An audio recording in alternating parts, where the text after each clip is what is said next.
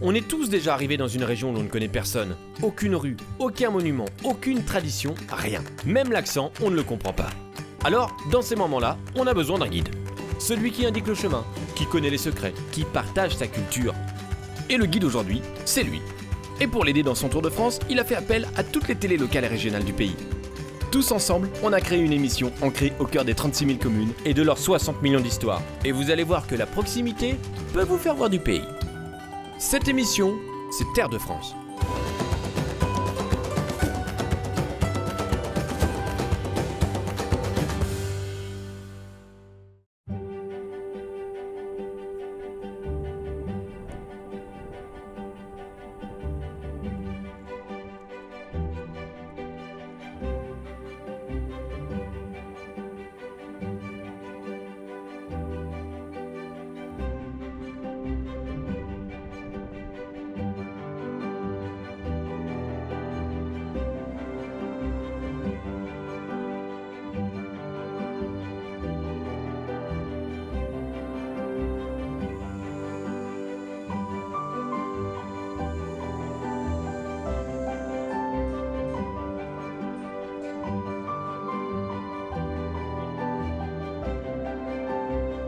Bienvenue dans ce nouveau numéro de Terre de France Reportage. Nous sommes de nouveau dans l'Aube, mais plutôt vers le sud du département, à la frontière de la Bourgogne. La dernière fois que nous sommes passés par ici, nous sommes allés à Troyes, bien sûr. Nous avons parcouru les sentiers de la forêt d'Orient avec les lacs d'Orient. Et cette fois, nous allons toujours parler terroir, parler histoire, parler champagne, puisque nous sommes sur la route du Champagne. Et puis, souvenez-vous, François Gillet, ça vous dit quelque chose? On s'était rencontrés dans la forêt d'Orient, justement, oui, sur les traces, on va dire, parce qu'il ne restait rien, d'une commanderie templier. Et ici, où sommes-nous, François? Nous sommes, là encore, dans une commanderie templière. La plus belle commanderie templière de l'Aube, incontestement, le plus beau vestige en travaux. Voilà, c'est une commanderie qui a été acquise par le Conseil général de l'Aube et qui est en train de restaurer effectivement l'ensemble du corps de logis. Ça va faire quelque chose de tout à fait exceptionnel pour l'avenir. Ce qui est unique, c'est que autant dans la forêt d'Orient, il ne restait rien. Il fallait se dire que c'était là à voilà, l'époque. Tout à fait, il fallait imaginer. Il fallait imaginer. Alors les Templiers, on les situe entre le début du XIIe siècle et le début du XIVe. Voilà, tout à fait. Ces deux siècles-là. Tout à fait. Et les pierres qui sont derrière nous, qu'on verra mieux tout à l'heure, elles remontent à cette époque. Ah, tout à fait. Ce qu'il y a de remarquable sur ce site, c'est que la chapelle, on peut dire, est exactement dans l'état qui était le sien à l'époque des Templiers, quand ils priaient dans cette chapelle.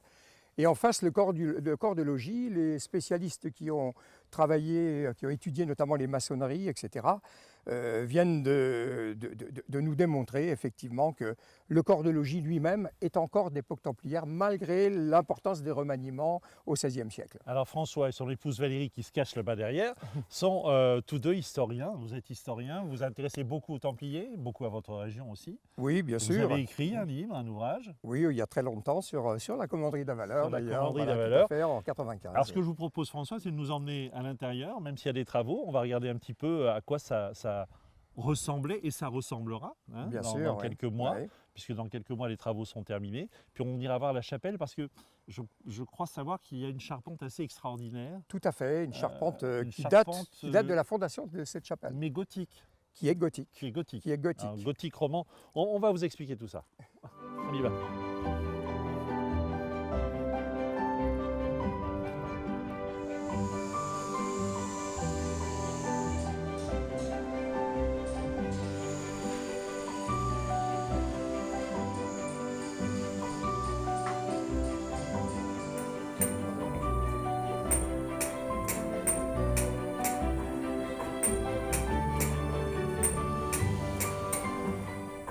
On entend bien les coups de marteau là, on sent que ça travaille ici pour que ce soit prêt dans quelques mois. Et encore, comme vous pouvez le constater, il y a encore un petit peu de boulot, comme on dit, mais ça avance bien. Alors François, un peu de pédagogie, les Templiers, qui étaient les Templiers et pourquoi? Alors ça, c'est une vaste question. En réalité, les Templiers, pour comprendre ce que sont les Templiers, il faut comprendre le contexte dans lequel ils ont été créés. Le contexte dans lequel ils sont créés, c'est tout simplement l'affaire des croisades. C'est-à-dire qu'à un certain moment, les pèlerins ne pouvaient plus se rendre librement à Jérusalem. Il y avait eu des changements géopolitiques avec l'arrivée des Turcs Seltchoukides qui coupent la route des pèlerinages. Le pape réagit sous la pression populaire et organise un concile. C'était les guerriers du pape?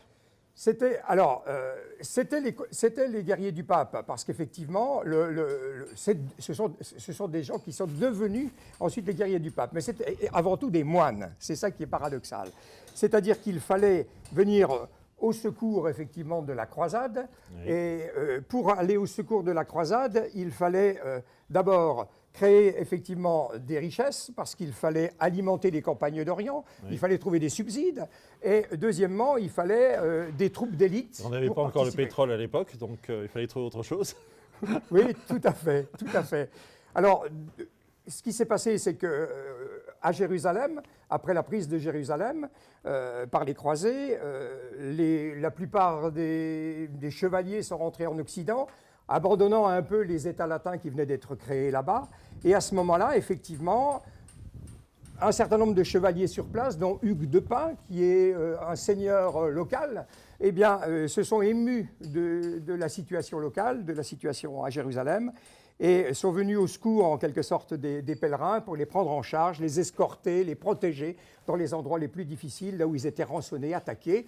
Et c'est ainsi que s'est créée une petite milice autour d'Hugues de Pint. Et cette milice... C'est le début de l'ordre des Templiers. C'est le début de l'ordre des Templiers. Alors, l'ordre va être officialisé ensuite à Troyes, en 1129, au Concile de Troyes. Pourquoi à Troyes? Tout simplement parce que Hugues de Pint, étant de Champagne, est revenu trouver ses appuis locaux. Ouais. C'est pour ça qu'on trouve ce genre de vestiges liés à l'époque des Templiers. Oui, bien sûr, il y en a eu dans toute la France, mais singulièrement ici en Champagne. Pour une raison toute simple, c'est qu'effectivement, après le Concile, eh bien, la noblesse locale a commencé à faire des dons à l'ordre des Templiers, au nouvel ordre des Templiers. Et ces dons, eh bien, c'était des dons de terre, de biens, et progressivement, les Templiers les ont assemblés pour faire des domaines. Et ont créé dessus des petits monastères qu'on appelle évidemment les commanderies. Voilà. Ce sont ces commanderies. Voilà. Ce sont ces commanderies type comme celle d'Avaleur qui vont effectivement permettre de développer toute la dynamique des croisades. Alors les Templiers donc s'installaient, vivaient ici à l'époque. Ils faisaient quoi exactement ici? Voilà. Alors les Templiers vivaient dans un petit monastère comme celui d'Avaleur, puisque c'était effectivement un monastère avant tout. Il y a une chapelle d'ailleurs qui en témoigne.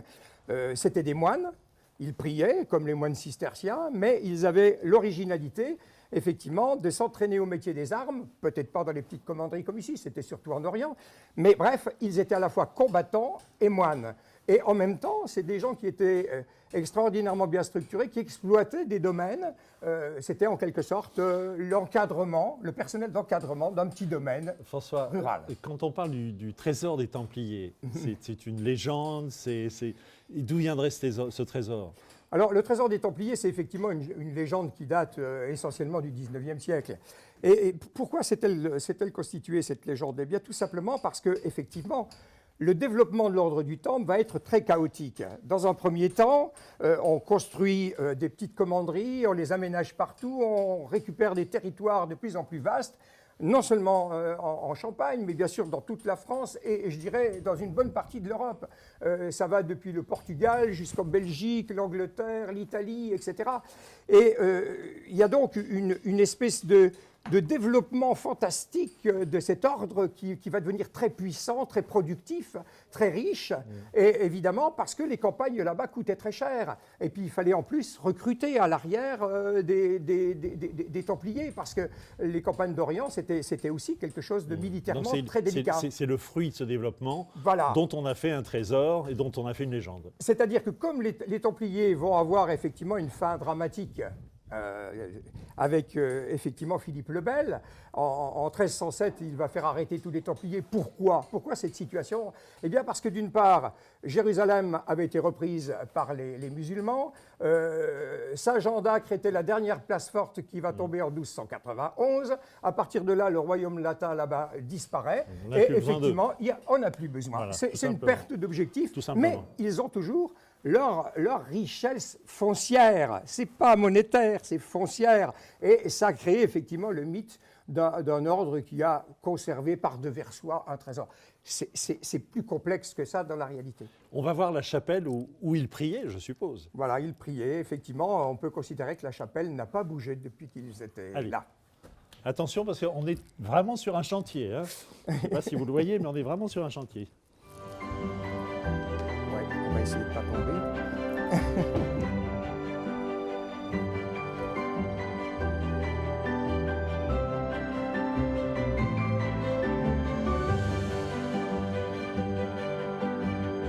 Ah, voilà la chapelle, François. Oui, cette chapelle est quelque chose de tout à fait remarquable. C'est merveilleux parce que Elle est comme elle était? elle est comme elle était à l'époque templière. À part un petit badigeon qui a été mis, mais c'est tout. Elle est telle qu'elle était. Mais alors justement, le badigeon, ce sont des fresques qu'on aperçoit là. Voilà, tout à fait. Alors ça, c'est peut-être une des richesses de l'avenir de cette chapelle, c'est-à-dire qu'il y a eu des sondages et ces sondages ont mis en évidence effectivement des décors le long des lancettes. Ça, c'est quelque chose d'extrêmement rare, d'exceptionnel. Et on voit que toutes les lancettes ont conservé ce décor, de même que les croisées d'ogives. Donc ça va faire de cette chapelle quelque chose d'unique, pratiquement, avec un décor templier d'époque. Alors j'évoquais la charpente tout à l'heure, simplement parce que j'avais vu cette photo. Oui, oui.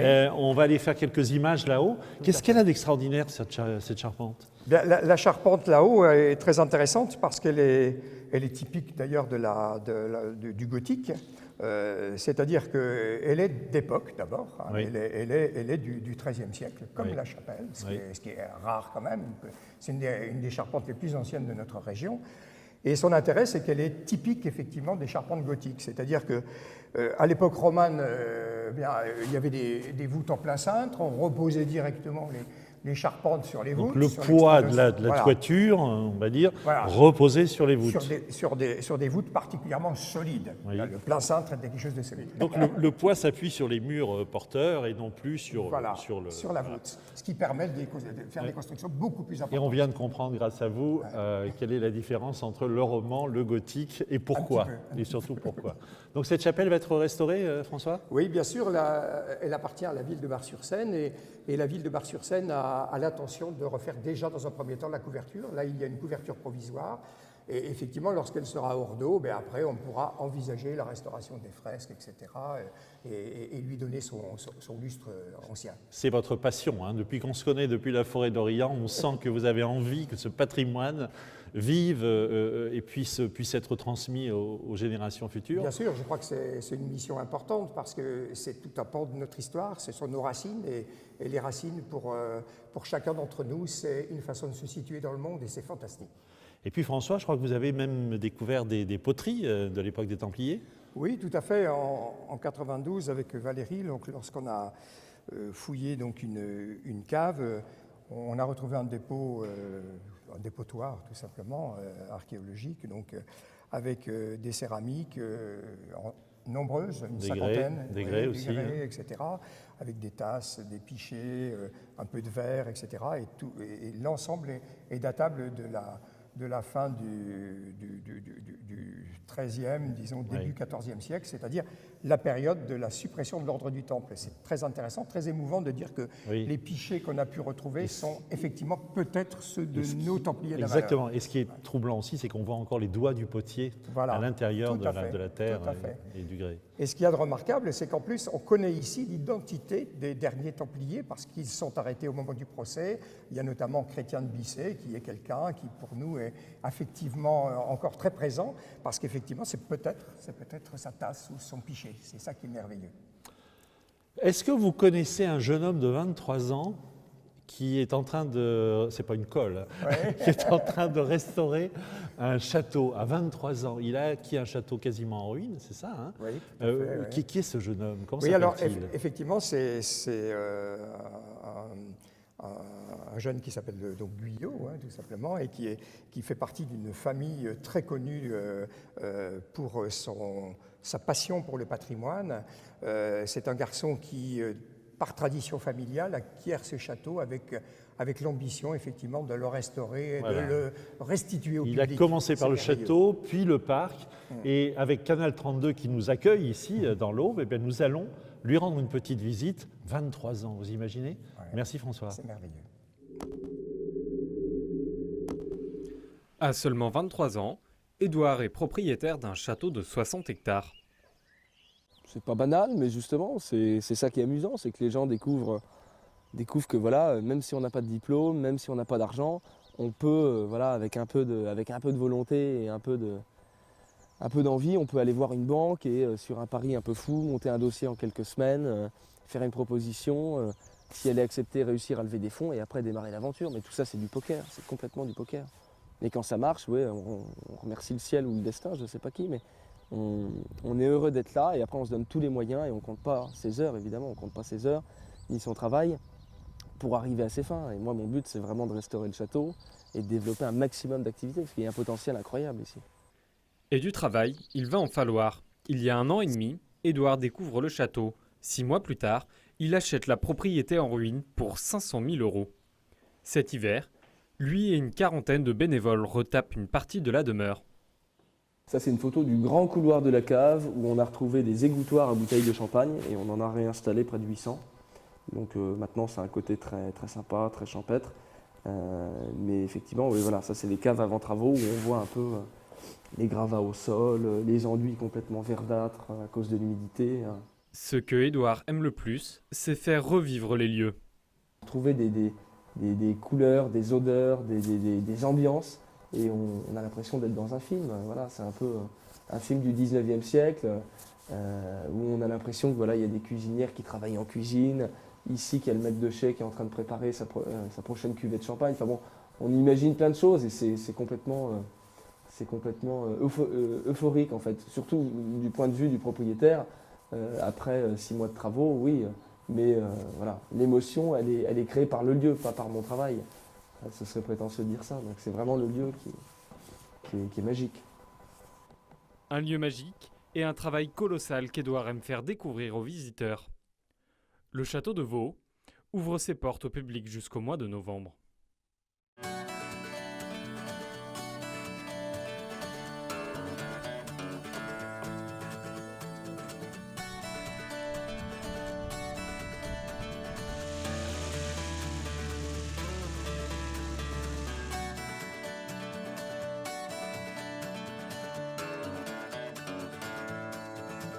Ben, je vous présente Arnaud Tabourin, qui est le président de cet aéroclub de la Côte des Bars. Oui.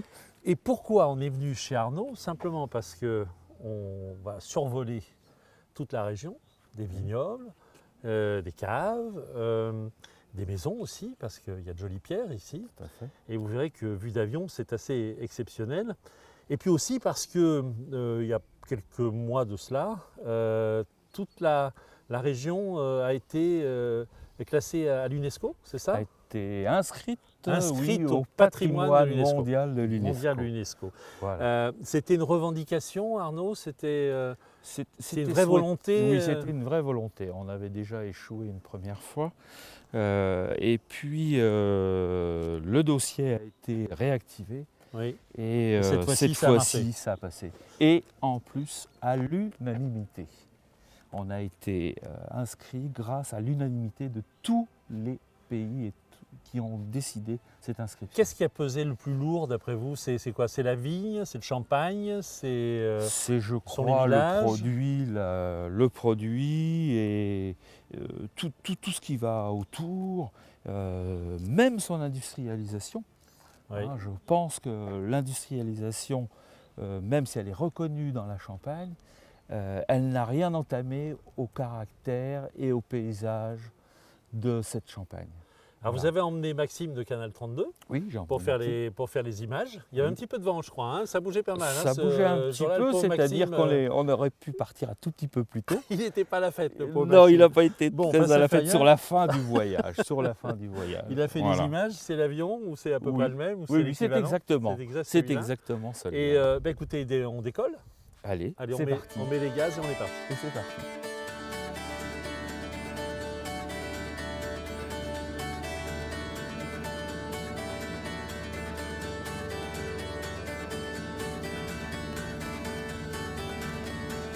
va d'abord commencer par survoler une des capitales de la Côte des Bars, Bar-sur-Seine. Alors Bar, ça vient d'où ce mot? Ça veut dire quoi? Ça veut dire mont? Ça veut dire- Bar, c'est mont, c'est le roc, c'est le dur. Donc on peut supposer que Bar-sur-Seine était sur les hauteurs. D'ailleurs, on retrouve des vestiges.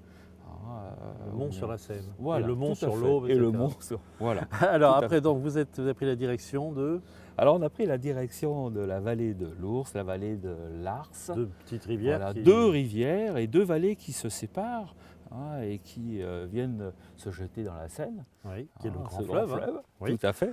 La première. Et de chaque côté de ces rivières, on a pu voir ces coteaux aussi de vignes De qui vignobles. sont de chaque côté.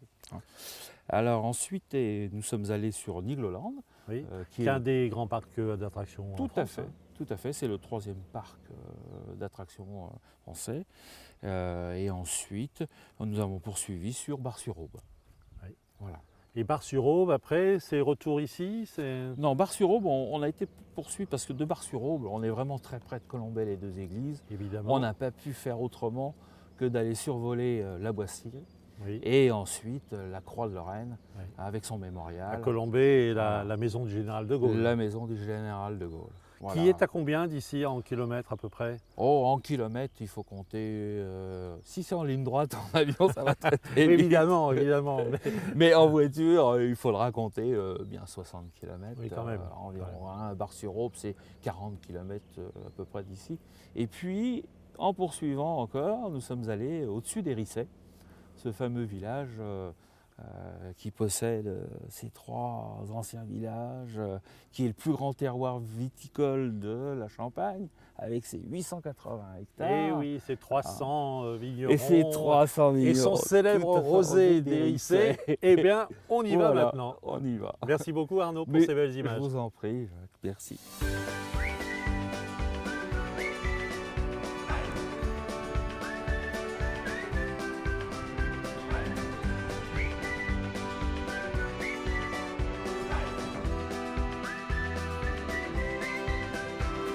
Alors d'où ça vient ce nom de l'Hérissé? Enfin, pourquoi l'Hé? Pourquoi les? Tout simplement parce que des rissés, en fait, il en existe 3 qui sont regroupés au jour d'aujourd'hui en une seule commune. Oui. Donc nous avons Rissé-Bas, Rissé-Haut-Trive et Rissé-Haut. Et tout ça, ça forme qu'un seul village Ça finalement. forme- De combien d'habitants à peu près? Alors aujourd'hui, nous sommes 1400 habitants. Et combien de vignerons? C'est le Vignerons. village des vignerons. hein. C'est un petit peu le village des vignerons, nous comptons 300 vignerons. 300 vignerons. 300 vignerons répartis sur les 3 bourgs qui ne sont qu'une seule commune. On va parler de Champagne. Je vous présente Arnaud Lamoureux, vigneron C'est Hein bien ça. et grand défenseur du champagne de la Côte des Bars. La Tout à Côte des fait. Bars, c'est comment on peut la définir? On peut la définir avec un type de sol particulier. Nous sommes une des portes de la Champagne, nous nous trouvons dans le sud de la région.